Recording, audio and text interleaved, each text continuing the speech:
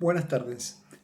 Hoy les voy a hablar sobre la Organización Internacional del Trabajo, pero para entrar en este capítulo tan especial de los derechos humanos, primero hay que hacer algunas referencias a la evolución del derecho laboral, que tiene claramente una historia extensa que podríamos remontar a la Revolución Francesa. Ustedes se acuerdan que la Revolución Francesa tiene tres bases o tres principios que son la libertad, la igualdad y la fraternidad. Ese concepto de fraternidad básicamente lo que quiere decir es la idea de una justicia, de una equidad entre los distintos ciudadanos y habitantes. Claro, en la Revolución Francesa, 1789, todavía no se había producido el gran fenómeno de la Revolución Industrial, que empieza a aparecer y con fuerza para esa época, pero que se fortalece en los primeros 2 décadas del 1800 y que tiene efectos importantísimos en la sociedad.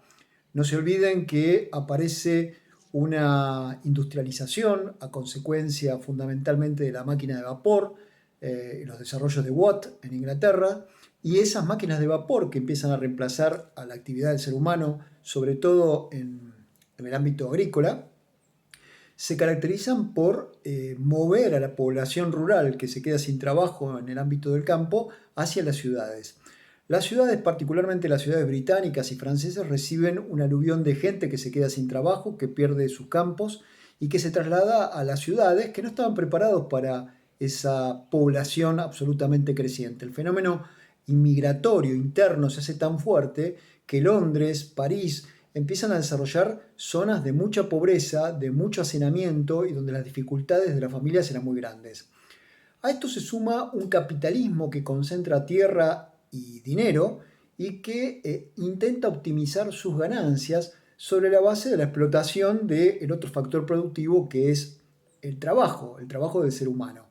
En consecuencia, empiezan a aparecer problemas muy graves para la población, jornadas de trabajo inagotables, es decir, el trabajador lo hacía en forma permanente para ganar salarios ínfimos que quedaban sujetos, como cualquier otra fuerza, digamos, productiva, a las variables de mercado. Esto quiere decir oferta y demanda, con lo cual, ante mucha gente pidiendo trabajo, pocos dando empleo, lo que lograban era un salario bajo, escaso, que no servía para satisfacer necesidades básicas.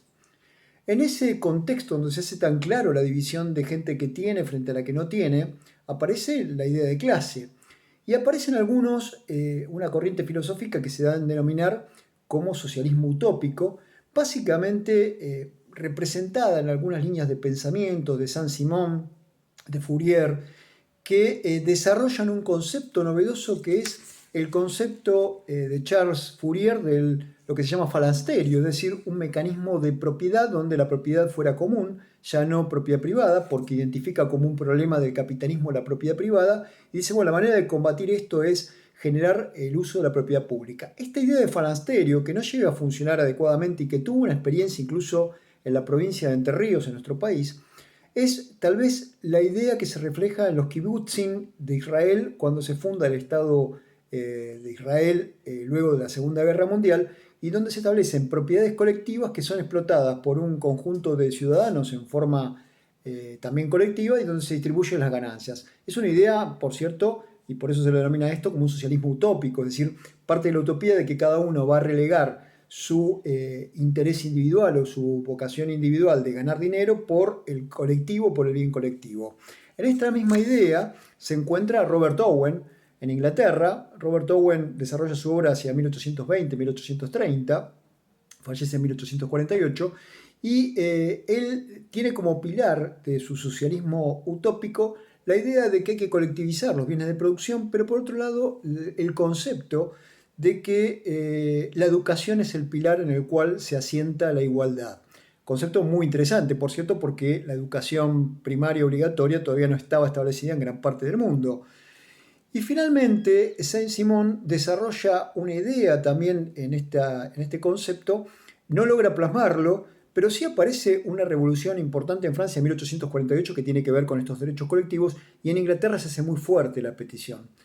El que recepta la idea de lucha de clase con más profundidad es indudablemente Karl Marx, que también siendo un filósofo y pensador inglés, donde tiene a la vista una realidad que ilustra sobre el salvajismo de este capitalismo, que no duda en explotar en las minas de carbón a los chicos, sencillamente porque era más barato hacer túneles más pequeños que más grandes, y en eso se desplazaban los niños que contaminaban sus pulmones y morían a muy joven edad en condiciones terribles.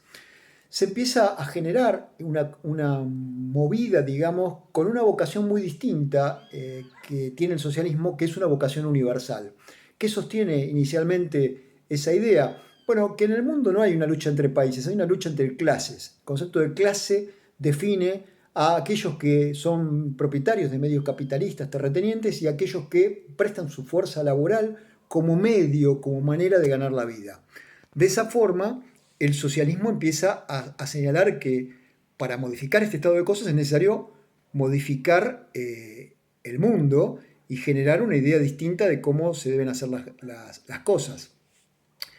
El cambio, sin embargo, sustancial se produce con la Revolución Rusa, 1917, donde el comunismo o el Partido Comunista logra instalarse en el poder luego de desplazar a los zares y en plena Primera Guerra Mundial produce una novedad extraordinaria, que es el cambio de un sistema de gobierno por un sistema en el cual es la clase de los trabajadores la que se hace cargo del gobierno a través de los soviets, que son como, especies de organismos de participación de clase, y con ese esquema se modifica el panorama internacional. Esto indudablemente tiene su capítulo en la Argentina. En la Argentina, la llegada de los inmigrantes europeos, particularmente italianos, españoles y franceses, incorpora estas ideas del socialismo y del anarquismo que van contra la organización del Estado, al cual consideran una organización de tipo burguesa, que representa los intereses nada más que de ese sector. Y en la Argentina hay dos episodios que marcan una primera instancia respecto de cómo lidiar con el problema de los reclamos laborales. Son la Patagonia rebelde, donde aparece el cuestionamiento de los obreros textiles de las grandes haciendas de propiedad británica, básicamente en el sur del país, donde reclamaban cosas muy sencillas: paquetes de velas para poder iluminarse durante la noche, visitas de las mujeres porque los hombres eran alejados a los establecimientos y permanecían durante meses aislados, jornadas más acotadas de trabajo. Sin embargo, esa situación genera una represión tremenda, llevada adelante por Ramón Falcón por orden del gobierno nacional, y tiene su segundo episodio muy trágico en lo que se denomina precisamente la Semana Trágica de 1919, que comienza en enero de ese año y que tiene que ver con la represión del movimiento de la empresa Bacena, donde los trabajadores de esta empresa se niegan a seguir trabajando si no les aumentan el salario. Claro, el contexto internacional tiene mucho que ver en esto, porque lo que había sucedido era que la Primera Guerra Mundial había ocasionado una crisis mundial de importancia, la Argentina había perdido mercados y la variable de ajuste frente a la pérdida de mercados y de precios fue, como suele ocurrir en otros momentos de la historia, el salario del trabajador. Entonces los obreros se plantean una huelga y la solución de Bacena y del Estado fue reprimirlo, con 5 muertos el primer día, lo que marca un poco la primera presidencia de Hipólito Yrigoyen, que había hecho tanto por reivindicar la incorporación de los inmigrantes e hijos inmigrantes italianos a la política argentina, y que se ve sacudido por este fenómeno que tenía parecido con lo que estaba ocurriendo en el mundo. En Estados Unidos, no se olviden también que al día de la fecha, hoy se festeja el Día del Trabajador, el 1 de mayo, por la brutal represión a un grupo de mujeres trabajadores, el incendio de la fábrica y la muerte de ellos. Y además tuvo episodios de persecución frente a estas ideas socialistas, donde en Estados Unidos fue el caso clave Sacco y Vanzetti, donde se condena a 2 anarquistas que no habían tenido nada que ver con un homicidio, simplemente por ser inmigrantes y por hacer reivindicaciones laborales. Y en la Argentina lo que se ocurrió, o lo que ocurrió, fue una ley en la cual, o en virtud de la cual se podía expulsar a los inmigrantes cuando se consideraba que violaban las condiciones bajo las cuales estaban en territorio nacional. Esto se aplicaba mucho con aquellos que tenían ideas socialistas y había una persecución donde se usaba esa ley migratoria para lograr esa migración. En este mundo tan convulsionado, no es de extrañar que en la Conferencia de Versalles y en el tratado consecuente que acaba con la Primera Guerra Mundial aparezca este organismo que es la Organización Internacional del Trabajo, la OIT, y que permanece vigente al día de la fecha. Es decir, la OIT es anterior a las Naciones Unidas. De hecho, las Naciones Unidas surgen, como hemos visto en clase, luego de la Segunda Guerra Mundial. La OIT es un órgano anterior y que logra continuar su vida luego de Naciones Unidas a través de la Carta de Filadelfia, donde la OIT se incorpora como un organismo permanente de Naciones Unidas, un organismo especializado que tiene que ver con los derechos laborales. ¿Cuáles son las bases de la OIT? En primer lugar, la justicia social. Este es un cambio extraordinario porque ya no se habla del principio de igualdad y de la fraternidad, sino que se habla de la justicia social como un elemento que garantiza la paz. No se olviden que la Carta de Naciones Unidas tiene en su artículo primero definido como un objeto la paz mundial. Bueno, la Carta de la OIT y esta Declaración de Filadelfia dicen no es posible alcanzar la paz mundial si no hay una verdadera justicia social. En segundo lugar, procura una igualdad internacional. ¿Qué significa una igualdad internacional? Bueno, que los trabajadores reciban condiciones equivalentes, iguales, respetuosas de sus derechos en todo el mundo. Luego, mejorar el nivel de vida, con lo cual la OIT se convierte en un elemento de progreso social que señala como un principio básico establecer condiciones equitativas en todo el mundo. Esto va a tener un capítulo importante en lo que tiene que ver con la explotación, que prohíbe expresamente de los niños y de ciertos sectores que hacen a las comunidades internacionales y que aparecen como minorías. Tanto el trabajo de menores como de minorías aparecen protegidos por el sistema como algo que no puede realizar ningún Estado que sea parte de la OIT. ¿Y qué estados pueden ser parte de la OIT? Todos los estados del mundo y en principio los que eran parte de Naciones Unidas automáticamente pasaron a ser partes integrantes de la OIT. Con lo cual, al día de la fecha, tiene un poquito menos de miembros que los que tiene la ONU, suman 187 estados. ¿Cómo se estructura la OIT? Es decir, ¿cómo son sus organismos o cuáles son sus organismos? En primer lugar, hay una Conferencia Internacional del Trabajo que está compuesta, y acá hay una novedad importante, no por un representante por cada estado, sino por 3 representantes por cada estado. 3 representantes, ¿por qué? Porque uno representa a la organización estatal, es decir, uno es el representante del Estado. El segundo representante es el representante del sector empresarial o comercial. Y el tercer representante y fundamental es el representante del sector de trabajadores, es decir, del sector sindical que tiene a su cargo la defensa de los intereses de los trabajadores en el mundo en su totalidad.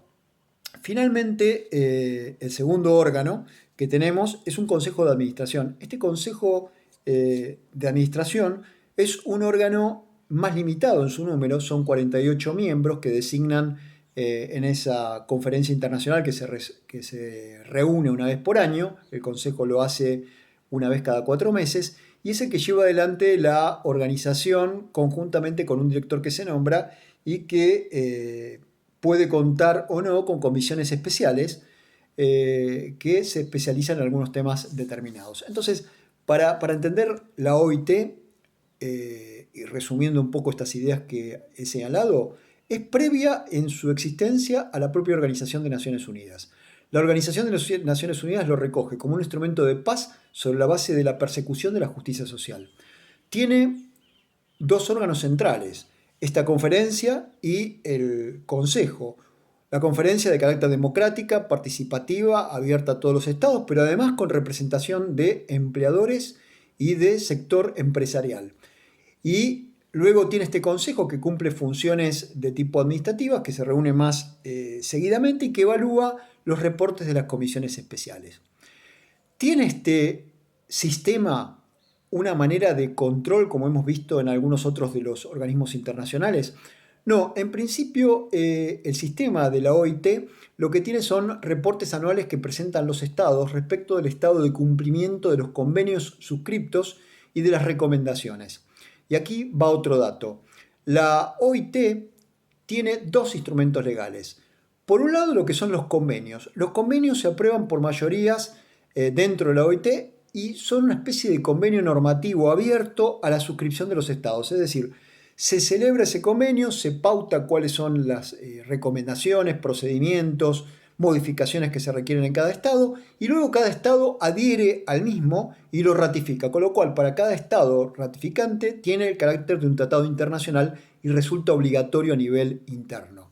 Las recomendaciones son guías, normalmente principios, prácticas que se recomiendan a cada estado, pero que producen un efecto jurídico. ¿Cuál es la obligación de que cada estado lo lleve dentro de su propia organización al área especializada que tenga en la materia, en el caso de nuestro país al Ministerio de Trabajo, analice qué estado de cumplimiento tiene esa recomendación y dentro del año establezca pautas e indique cuál es el grado de cumplimiento que tiene sobre eso? Esto quiere decir entonces, y resumiendo, que hay dos instrumentos legales que tienen que ver con la OIT. Los convenios, que son obligatorios, la Argentina ha suscrito la mayor parte de ellos, algunos tienen mucha influencia, como por ejemplo el convenio de la OIT 169 sobre pueblos originarios, que establece la obligación de respetar sus tierras y sus medios productivos, y las recomendaciones, que si bien no son estrictamente obligatorios en cuanto a no son un tratado, sí exigen que los estados cumplan determinadas pautas y las sigan, informando a la OIT sobre el estado de acatamiento que tienen a nivel interno. Finalmente, y resumiendo un poco estas ideas, indudablemente la OIT se ha visto sacudido por el cambio en el mundo y en las modalidades de trabajo. Las modalidades de trabajo usualmente han estado vinculadas a los medios productivos que ha tenido la humanidad. Cuando la única fuerza productiva del trabajo era la mano de obra del hombre, el medio del cual se varió fue lamentablemente la esclavitud. Cuando eso varió y el medio productivo pasaron a ser las máquinas, el hombre se convirtió en un trabajador, en el hombre trabajador que debía acompañar el proceso productivo de las máquinas. Por eso tenemos un modelo fordiano donde el hombre repite lo que hacía una máquina, es decir, la producción en serie, la producción en escala. Bajo ese sistema que se instaló durante el capitalismo del siglo XIX, básicamente XVIII y XIX, lo que se instaló fue la idea también de una división internacional del trabajo. Se hablaba del mundo dividido en áreas. Este es un dato de la realidad de hoy. Hoy mismo hay una reunión de la OIT sobre este tema. Con la aparición de los sistemas informáticos y de la globalización, donde ya no se habla de un mundo dividido por separación de estados y de funciones de cada uno de los estados, especialización de los estados, sino de empresas multinacionales sectorizadas y partidas, donde cada una genera el trabajo donde le resulta más barato y eso permite explotaciones inaceptables en el mundo actual. Bueno, la OIT tiene que modificar a este nuevo mundo que incorpora el desafío de la inteligencia artificial, de la producción por sistemas, con la incorporación de la tecnología informática y la nueva necesidad de un trabajador distinto que se adapte a la competencia eventual de las máquinas. En este mundo desafiante que tenemos hoy, la OIT tiene un rol central, que es seguir llevando adelante una política que imparta justicia social, que establezca mejores condiciones de vida para todos los ciudadanos en el mundo, básicamente para los trabajadores, condiciones dignas de trabajo en todo el mundo. No es aceptable que exista explotación en ningún lugar e inclusive debiera armonizarse la política de la OMC, que es la Organización Mundial de Comercio, con la de OIT, para que aquellos países que obtienen ventajas competitivas en base a una explotación del ser humano sean de alguna manera castigados y obligados a que establezcan reglas igualitarias de trabajo. Resumiendo y a lo que pueden ser preguntas de examen. La primera cuestión, el nacimiento de la OIT, previo inclusive a Naciones Unidas. Respecto de sus órganos, los dos que hemos mencionado, la Conferencia Internacional y el Consejo de Administración, con un director que es nombrado por ese consejo. Uno con carácter de participación democrática y sectorial, el otro reducido en un número de agentes que designa cada gobierno. Finalmente, los tipos de instrumentos legales que pueden emitir la OIT, por un lado los convenios, a los cuales adhieran y ratifican los estados y son obligatorios. En segundo término, las recomendaciones, que son guías que también generan una obligación menor por parte del Estado, que es ver su estado de cumplimiento, someterlo al propio órgano interno especializado, en nuestro país al Ministerio de Trabajo, y luego, dentro del año, informar a la OIT sobre las medidas que se han adoptado. Voy a acompañar a esto un documento donde sumarizo estas ideas Espero haber sido lo suficientemente claro y espero sus consultas y sus preguntas. Muchas gracias.